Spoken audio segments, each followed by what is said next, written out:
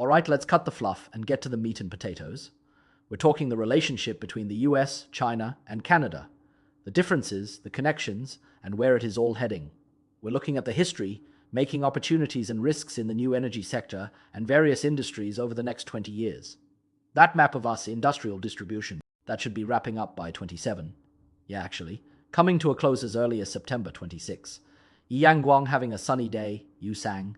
How Chen thanks a lot, how Chen. Hope you make a fortune, buddy. Who we got here? Is that Kevin? Ah, Kevin's already settled in. You guys are saying, Brother Wang, you're a beast, just shooting the breeze all day while running a startup on the side. To be honest, I've been grinding on this new energy project for 2 years now. Almost longer than I've been doing YouTube. You guys remember when I was constantly flying to Denver. I was going there to meet with those old white guys. The Freemason types. Well, not the inner circle Freemasons. More like the fringe members. Denver is basically their HQ. That place is weird as hell. Mile High City, right? The airport is a mile above sea level. Colorado. That's like the last stand of the dinosaurs. Why the Freemasons set up shop there, I have no idea.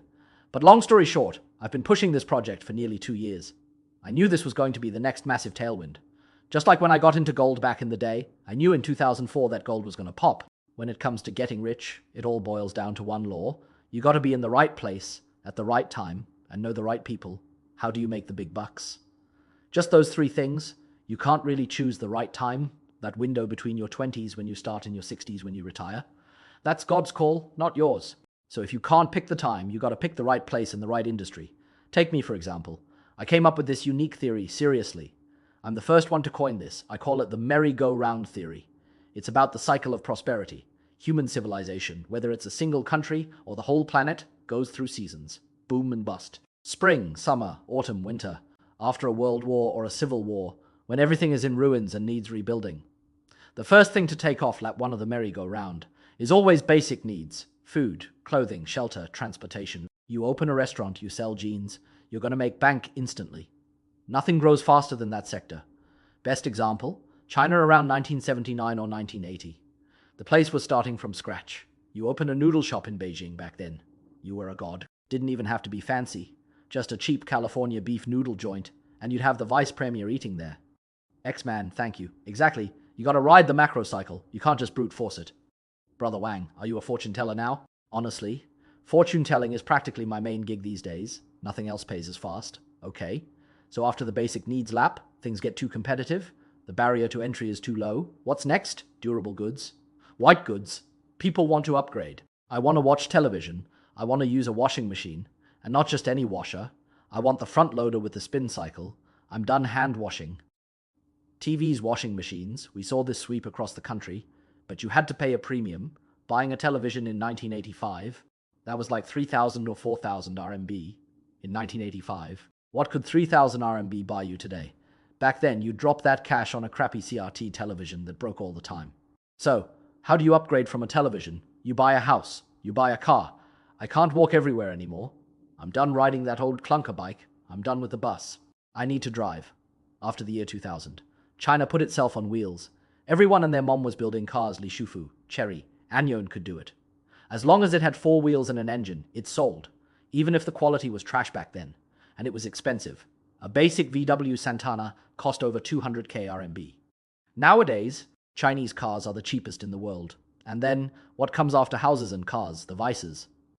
My old followers know my vice theory. Yellow, gambling, drugs. These are the final human demands. Yellow isn't just prostitution.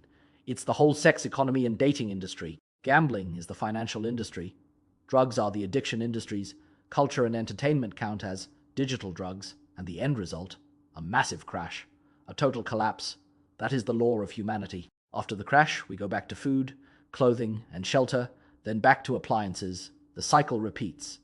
That's the merry-go-round. Look at Iran. If things settle down and they open up, or if Cuba opens up, you can just go in blind. Follow the merry-go-round theory and you'll crush it. Anyway, bringing it back to today. We're in the US and Canada context. Everyone knows human technology has hit the singularity. AI is legitimately rewriting our lives. Before AI, this didn't exist. If you talked about AI 3 or 5 years ago, I'd think you were joking. You pulling my leg. But today, nobody is laughing. Current AI can basically replace a personal assistant. The stuff an office clerk does for you, AI does it better and more accurately. Accountants and lawyers, they are definitely feeling the heat, begging Uncle Wang to reply to an email, thanks. But listen, I have no idea who you are. I get so many emails.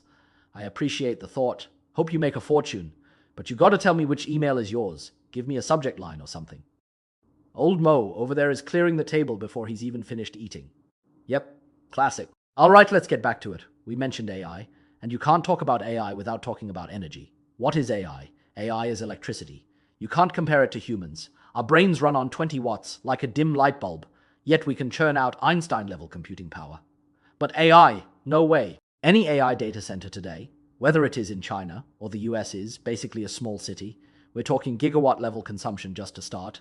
And in the future, these data centers are going to be as common as Walmart's or Costco's. They'll be everywhere, which means we are entering an era of electricity scarcity. So, here's the next big tailwind. If we're defining the macro opportunity, the historic opportunity for the new energy sector over the next 20 years is this. The US is facing a long-term shortage of cheap market electricity. Not a shortage for a day, but for the next 20 years. Notice, I added a qualifier, cheap market electricity. The US doesn't lack power, it lacks cheap power. If you want expensive power, the grid will give you as much as you want. If you are heating a swimming pool at home, sure. My pool takes 40 kWe a day just to start, 30 in the summer, 60 in the winter. For a household, 1000 kWe a month feels like a lot, but you aren't that price sensitive. An AI computing center, that's a whole different order of magnitude. We aren't talking kilowatts, we're talking gigawatts. A slight difference in price per kilowatt hour destroys your margins. It determines whether your AI center survives. Now, do you guys know the cost of power in China? You need to have this concept in your head. The cost for a producer, whether it is solar, PV, coal, or nuclear, to sell to the state grid. Remember this number, because this determines the real competitiveness between the US and China. It's not about the cost of making socks or iPhones. That's the past. That's pre-singularity. Post-singularity competition is about the cost to produce 1 kilowatt hour of electricity. In China, the cost is 0.25 to 0.38 RMB. Solar to the grid is about 0.25. Coal is about 0.38. Don't nitpick me on the exact decimals. I'm not a grid engineer, but that's the ballpark. So, 0.25 RMB, that's like 4 cents USD. 0.38 RMB is like 6 cents. China's average production cost is 4 to 6 cents. Does the US have that price? No shot. The US is around $0.5, 50 cents in some end user contexts, or at least significantly higher generation costs. It's a 10 times difference. That is the real pressure in the strategic competition. If the destiny of nations is decided by AI, isn't the game already over? How do you compete with a 10 times cost disadvantage? So, this is going to force a massive change. Doesn't matter if the president is Trump or Newsom. Hello, old Wang, rubbing off some of your luck. Jixin Li, you say AI is relieving. Exactly, the applications are massive. It's scary. AI destroys jobs, but it creates new ones. Look at me. I didn't have an English channel. My English is trash. I didn't have a Japanese channel. Now my followers who know AI take my clips, dub them into English and Japanese, and I sound fluent. AI created a new market demand. It truly is the singularity. And in this process, the US, whether it's Trump or Musk running the show, isn't going to just let China leave them in the dust. The US is an open country, the information flows. They will launch a national-level catch-up game, just like China's reform and opening up back in the day to attract investment. We're already seeing it. Initiated by the Democrats and continuing under Trump, massive state and federal support for new energy. How big is the support? Let me give you another number. Get your pens out. A 1 gigawatt energy storage station gets $45 million in cash subsidies from federal and state governments. Just free money. Here's the kicker. If you build that station using entirely made-in-China components, ship it over, build the facility, the whole thing costs maybe $20 million. But the US government gives you $45 million. Why? It's not just for Bitcoin mining, it's for AI. So, if the US doesn't adjust, they just lay down and let China trample them. How do they solve this? The US problem is they don't have a China heart. They don't have central planning. The grid is old. 1960s, 1970s infrastructure. It works for now, but if every Tesla, every pickup truck, every garbage truck, every semi on the highway goes electric, the transformers and lines will melt. And you can't just dig up all of New York or La to replace the wires. Not realistic. The prediction. The US will see a massive boom in distributed energy storage. Small to mid-sized units for communities or specific data centers. Imagine a 40 feet or 20 feet shipping container. Inside, racks of lithium batteries, management software, cooling systems. They link up, form a network, and provide power locally or sell back to the grid. This is the only solution for the US. They can't do the massive west-to-east power transmission. Like China, they can't build high-speed rail. The country is too flat, too spread out, and the population density is weird. So, just like they rely on planes and highways instead of high-speed rail, they will rely on distributed storage instead of a new national supergrid. Whether it's solar, small modular reactors, or battery storage, that's where the government money is going.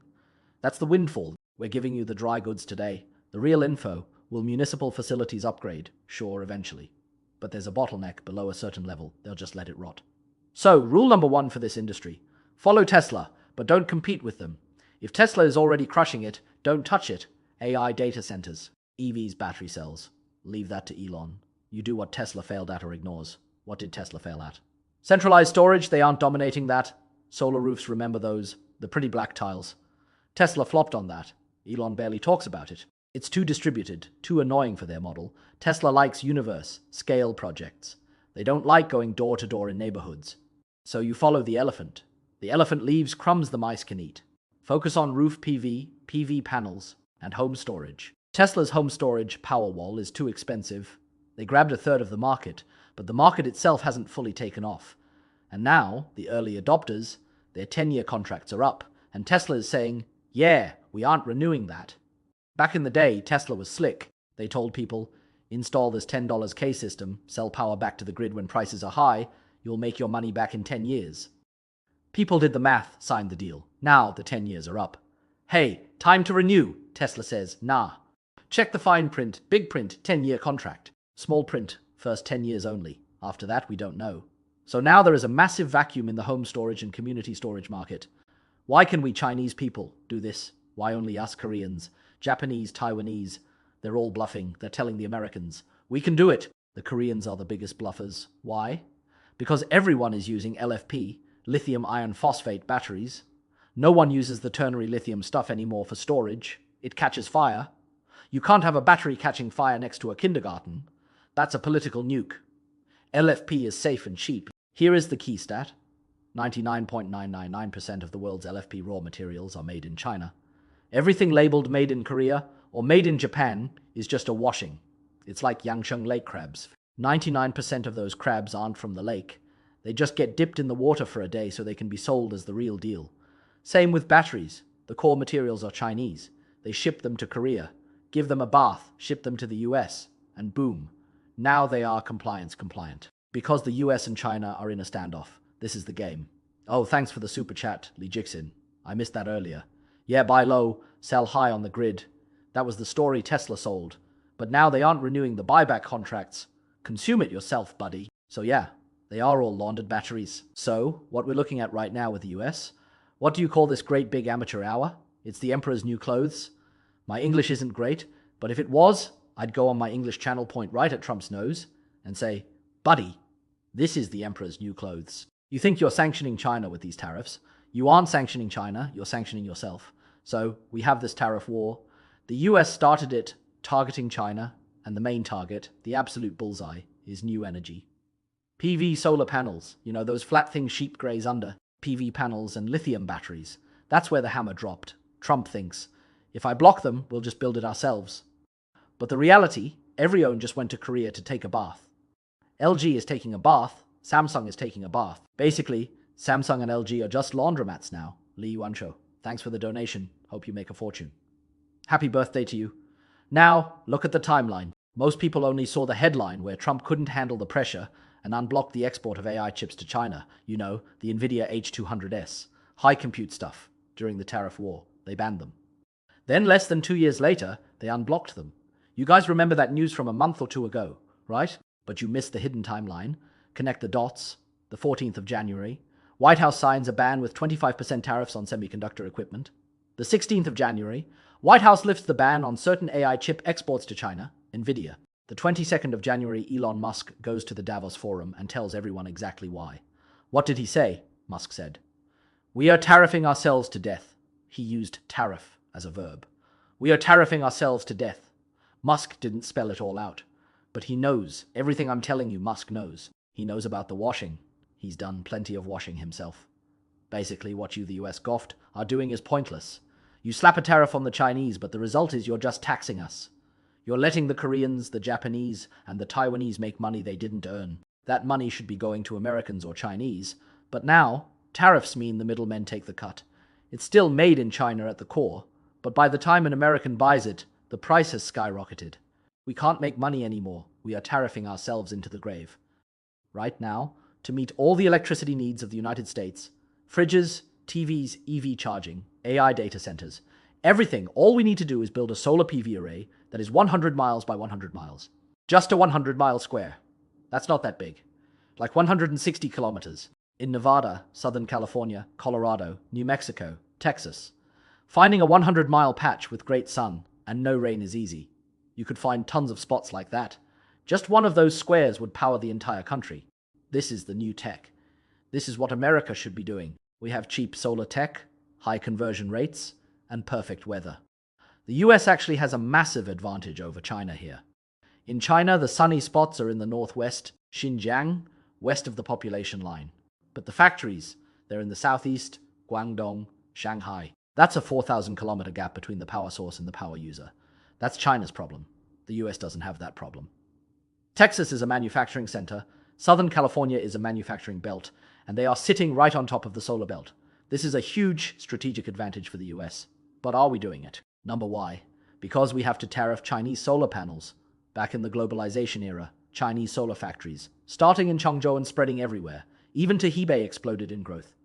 Why? Because it was cheap and good. 500-watt panels for residential use, monocrystalline silicon, top-tier stuff. These factories were built specifically to export to the US. It was a supply and demand deal. China manufactures, America consumes. So China is churning this stuff out. And suddenly, the US says, we don't want it. We're raising tariffs. Well, who is China going to sell to? Big brother, Europe. Europe doesn't have enough sunny days. South Africa. No demand. Who buys it? No one. But you can't just close these factories. If you close them, China hits an economic crisis. So what does China do? It uses its massive internal demand and that communist financial system to absorb it, internal consumption. Because of Trump's tariff war over the last 2 years, China has been installing 300 gigawatts of solar annually. Do you understand what 300 gigawatts is? China added that in 1 year. That 300 gigawatts was supposed to go to the US. It was supposed to be us infrastructure, but you didn't want it. So China said, fine, I guess we'll stick it in our own deserts, let the sheep graze underneath, and generate power. So, China is adding more solar capacity every year than the rest of the world combined. That's the data. Meanwhile, the US is slapping tariffs on the exact solar equipment and transformers it desperately needs for the AI era. Tariff just means, don't buy. The industry here is paralyzed. So translate that into plain English, the US wanted to choke China out. Instead, they accidentally forced China into a massive renewable energy boom. Now, US companies can't afford the equipment, while China has accidentally finished building the essential infrastructure for the AI age ahead of schedule. So what kind of game are we playing here? It's a game where the outcome was a total accident. In this war, the US didn't win. The winner, shockingly, turned out to be China. This result rips open a terrifying paradox. You tried to choke the enemy to death, but right before they died, they let out a fart. And holy shite, that wasn't just a fart, that was a spirit bomb. They didn't even want to release it. They planned to give it to you. But you choked them, so they built the spirit bomb themselves. You forced them to sacrifice Krillin. That's the tariffs, and boom, their power level is infinite. Now they're Super Saiyan. That's key point number 1. Key point number 2. Thanks for the praise on today's content. It is all dry goods, no fluff. See, if you listened to me and bought gold, you aren't hurting, right? But if you bought silver, ouch, I told you. If you have a trophy wife, why mess around with a mistress? Isn't it the same logic? Bitcoin holders are doing better than the meme coin guys too. Anyway, let's not waste time. The second key point for the next 30 years, the deciding factor in the US-China game isn't nuclear weapons. It's not about who has more nukes. The future war between the US and China will be economic, a race, not a hot war. And in AI, the deciding factor comes down to one word: electricity. The acupuncture point for the next 20 or 30 years of competition is just that one word. You see the wind direction now. It's not AI, it's power. Whether it's the Chinese government or the US government, Chinese investors or us investors, everyone is fighting in the wrong place. The wrong place is AI, GPUs, TPUs, compute power. I have this chip. I have that chip. The supply of AI chips and compute is growing exponentially. Both countries are dumping massive money into this, but in the US, electricity generation is only growing at 3% a year. The entire US grid can only grow at 2 to 4%. Do the math. on a calculator, and you'll see where the real bottleneck is. I call this a car crash in physics caused by liberal arts and economics majors running the country. Presidents, trade reps, they're all finance guys or arts majors. But this is a physics problem. It's an electrical engineering problem. Let's run the numbers for the US. One big AI compute center, like the Google one I saw being built in Imperial Valley, consumes as much power as a small city. We're talking Walmart or Costco-sized footprint, but eating as much juice as a whole town. Fast forward 4 years to 2030. Today is 2026. In 2030, the power demand for us AI centers will be 100 times what it is today. 100 times. But the power supply is growing at 3%. And the US grid infrastructure is all from the 1970s. That's the US problem. Now look at China. China is currently building 100 gigawatts of nuclear power. They are adding 300 gigawatts of solar every single year. China is building 5 California's worth of power generation every year. California is the most developed state in the US bar none, and China is adding the entire generation capacity of 5 Californias every year. Is that scary? Because that means they are surpassing the US by 5 Californias a year. So who are you collecting tariffs from? If you look at this cold, hard data, are you still rushing to buy Nvidia stock? The real bottleneck isn't Nvidia. Investors are panic buying in the wrong aisle. The real demand is in US grid renovation, energy storage centers, maybe distributed small modular nuclear reactors, fusion, maybe. Why maybe on fusion? Because Elon Musk doesn't like it. He didn't invest in it. Microsoft did, but who knows? Maybe we'll see container-sized nuclear plants powering small cities. That's still unpredictable, still PPT stuff. But what's certain? Solar PV. It's cheap. China has that 300 gigawatts capacity. You just ship over 100 gigawatts and your problem is solved. You can design chips, you can write AI software, but you can't write a transformer or a PV panel. You have to ship them. Sorry, you can't build them here. That's a fact. Trump doesn't want to believe it, but Musk will tell him. Those two are buddies again. I know why now, and it's kinda scary. They're huddled together for warmth. I'll talk about the Russian angle in the next episode. It's scarier than the Epstein stuff. Might get me demonetized. Third key point, Elon Musk's solution. What's the Tesla tech route? Musk says. Space. We're going to space to generate power for AI compute centers. We're done with the ground, and I'm doing it in 3 years. Why go to space? Because the US has one advantage we ignored. After listing all the disadvantages, what does the US have? Orbit. The ability to launch massive numbers of satellites into low orbit. Starlink, Starshield. Only the US has this. Let's do the math. The current ground-based solution, Google, Microsoft, OpenAI, the biggest cost is cooling. It's 40% of the bill. You need AC running 24/7. Tons of water. And for solar, you're limited by day, night, and weather. Space data centers. Advantage 1, the solar panels face the sun 24/7. No night, no clouds. Continuous, stable power. Advantage 2, one side faces the sun, generating power.